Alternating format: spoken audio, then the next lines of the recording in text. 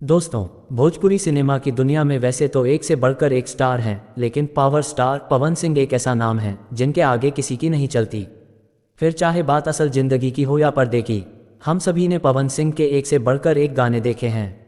लेकिन सुपरस्टार का एक गाना ऐसा है जिनमें एक बेहद खूबसूरत हसीना के आगे उनके भी पसीने छूट जाते हैं।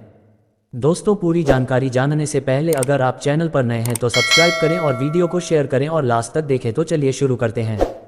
दोस्तों, साल 2017 में रिलीज सुपरहिट फिल्म सत्या का ये गाना है लुलिया का मांगेले, और इसमें पवन सिंह जिसके सामने चारों खाने चित नजर आते हैं वो हसीना है लुलिया।